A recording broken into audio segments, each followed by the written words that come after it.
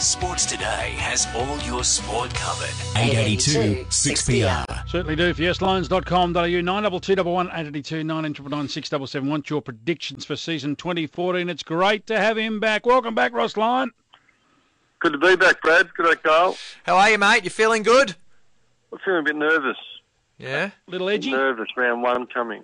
Is it a different build-up to, say, last year, Ross, the fact that you've played a NAB Cup challenge as opposed to the NAB Cup at all? Oh, no difference, really. Just necessitated. Sort of stumble and fumble. But we had a practice match against West Coast 8 days out. Typically with the NAB Cup, you would not play the last weekend. So in some ways it's made it easier because we don't have to try and figure out training. Are we going to train intensely enough? How are we going to get the work into them? Are we going to cook them? Is it too light? So really we just played, and it just gives us a really good recovery going into round one. So you, like me, prefer it? Yeah, it's certainly better. The absolute format would be nice just to play a 3-round NAB challenge, really. I mean, that'd be the reality of it. And, but at the end of the day, it's all, we're ready to go. We had a light training run today. We've had to work them really hard in a short period of time and really pushing, the boundaries of soft tissue injury. And we've had a couple of nicks, but overall, we feel we've made really good ground and, we're really ready to go. We're excited by what lies ahead. Ross, we were at the match the other night, and look, I thought it was real intensity. I thought that both teams went at it early. How about you? I thought it was very intense. We're really thrilled. We played the Western Bulldogs, who really compete under Brendan McCartney. And we're forced to dig in there and get going. And the Eagles smashed us in the first one, and we were pretty keen to get our intensity levels right. So it was a really high-intensity NAB Challenger practice game, whatever you want to call it. So, no, I was really pleased, and I thought the negativity about how we played wasn't absolutely accurate, particularly the second half. I was really pleased. We had 25. We had a bit of possession in the first half without much penetration, so we just spoke at half-time about a bit more penetration in our play, and we had 25 inches to 7 in the second half, and we won contested ball, ground ball, and clearances. So there's some really good signs for us and some good lessons that we've educated during the week that we think will have us in good position come Friday night. Ross, there's a lot of facets that go into winning football games, that's for sure. But has there been any specific theme you've been hitting the boys with constantly across the summer?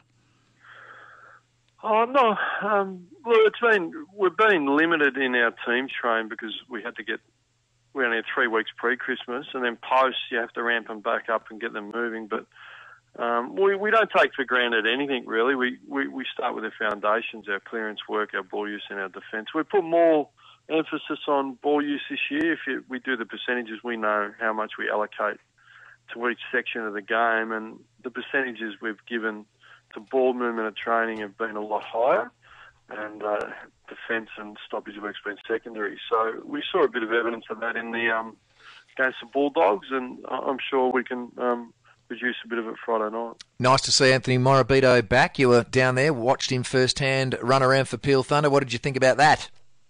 Oh, look, I couldn't have been more thrilled. And I really spoke to the player group that interrupted some reviewing, but it was a small price to pay. I couldn't have been happier for Anthony and his family and the club to, and the support. Nate Price, a really good mate, and Hilly, his teammates got down around him, and more importantly, he played quite well. Yeah. He was really impressive. So he's a quality individual and just a high-end athlete and football talent. So we think if it keeps progressing, we'll have an AFL player back on our hands. It's just a matter of time. Ross, your style of play is adaptable to all size grounds, but are you pleased you're playing at Etihad on Friday night against Collingwood? Because they do really like the open space. Just they have got a really gun midfield, which they've finally got the band back together.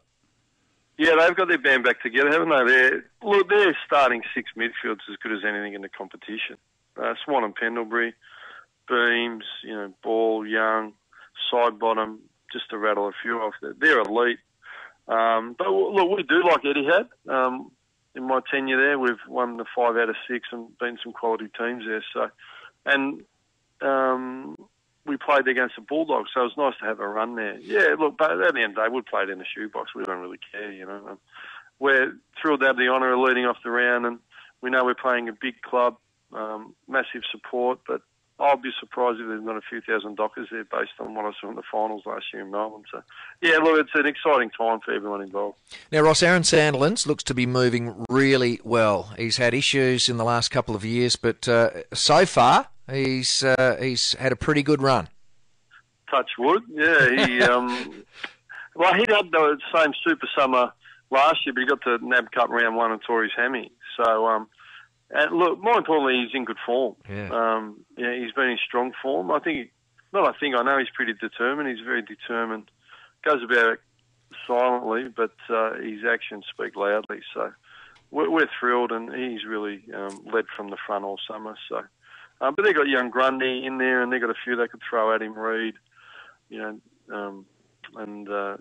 they play Quinton Lynch, those sort of things. So he'll have his hands full, but he's fit, and Jack Hanneth really stood up on the weekend. We're thrilled with Jack's performance. Kicked 1-4 in his ruck work. And we've got Simon Eastor across from the Eagles ruck coach. He's really had an impact with both of them. So hopefully, Zach Clark and Griffin trained today. And we're starting to look a bit healthier in the ruck department. Ross, a few noises around Collingwood that Reid and Jesse White no shows today at training for different reasons. So what's your intel tell you there? And if that's the case, if they do play, are you considering perhaps a third man to drop off in those marking contests because before it used to be just sort of cloak you really had to worry about, but now with Jesse White up there and maybe Reid occasionally, they look a little bit more formidable. Yeah, they're a dangerous front up. Look, I always prepare for their very best outfit. I flew up and watched that at the Gold Coast, and Reid didn't play after half time, and then he hasn't trained much since. So, you don't have to be a genius to work out something's going on, but it might be a slight nick in the quad where he needs the 3 weeks and he'll just get to the line and play. So we'll prepare for their best. Really, Dawson, McFarlane, Johnson, we feel we handle the height as long as there's pressure upfield okay. So it's going to be won and lost in the midfield, particularly at Etihad. If you get first hands and you go forward, you tend to score. So that would be the focus. Now, did you accept Michael Walters' reprimand? Yeah, look, it's a right call. I think the whole way through the NAB Challenge Series, the MRP it likes to see its ball-winning and talented players running around round 1. So I think the way they go about it, they're really fair. It was really at the low end. He's a ball player, and it's the right result for AFL football and Michael and us. So. Bella's going to be fit? Yeah, he trained fully today. 5 trained. He just wrenched his knee a little bit. He just had a couple of little grabs on it, but fundamentally threw him in the marking contest. He started launching everywhere. So he trained. I'd be surprised if he didn't play. He'll train again Wednesday. Bella's zinging around. He just had a cork that just didn't behave exactly like we liked, but yeah, he's up and about now. So, the duo of Walters and Valentine will be a handful for all the teams we play this year, no doubt. What about your own forward 50, Ross? Obviously, Pav will be down there. Will we see a little bit of big Aaron Sandilands down there at times rather than sitting on the bench? Yeah, we rotate him through. It's hard, to have him in the front up, but that's why Zach Clark was so important last year, and Jack over the last couple of weeks. So, and he loves that Etihad going deep. There's not too much wind, so he reads it pretty well, and he catches it pretty well there. So, and it's a ground you can get it to deeply quick. So, yeah, he'll be down there at times. And it's your 50th game, so a milestone. Not that you really care about that, but yeah, it is. It's your 50th this week. The AFL sent us this information. But it must, on a serious note, it must have been nice to lock away your own future because, you're only as good as your next contract, but locking away your own future until 2017. So you're going to stay in WA for a while? Really pleasing. Yeah, the club supported me the whole way through. I feel like I'm working hard for the club and the players, and it starts with the player group. I never knew what I was walking into, but they give you their heart and they try incredibly hard. So as a coach, if they give you that, and you can help educate them, they've got some God-given talent, they've chosen their parents well, you can improve. So all that came into it, and, so we're a serious football club. We want to build sustained success, and I feel I can contribute to that. The board did, and it was relatively painless and done pretty quickly. So, and all the other clubs you look around like Hawthorn, if you get continuity and you get the pillars right of leadership, from your captain leadership group right through up to your president, you tend to go okay. So, there's a lot of pros. Look, it's hard. I do miss home at times. My family's over there. And when you think about potentially going back, it has some appeal. But, yeah, no, I'm entrenched too. Really determined to pay Fremantle back. And Ross, just quickly, obviously the time since the grand final's come and gone very, very quickly. Are you a bloke who looks in the rearview mirror much, or do you try and I acknowledge it. I acknowledge it, and look, we've certainly done it over the West Coast. Have been well and truly buried. East Coast, we felt we had to get over there and do the media because it was a story. We wanted to get rid of it before round one, to be truthful, and we felt we'd done that. It just drives me personally. It just drives me to keep working hard. If you keep turning up and then you take some opportunities, and the Hawthorn are the model. So prelim, losing grand final and win it. You need sustained excellence, and that's what we need to do to give ourselves another chance. If you just one-hit wonders, well, we'd all be disappointed. But everyone's having a story written for them at the moment. There's 18 clubs. People are being told they're going to be on the bottom, and people are being told they're going to win it or they're going to finish in the top four.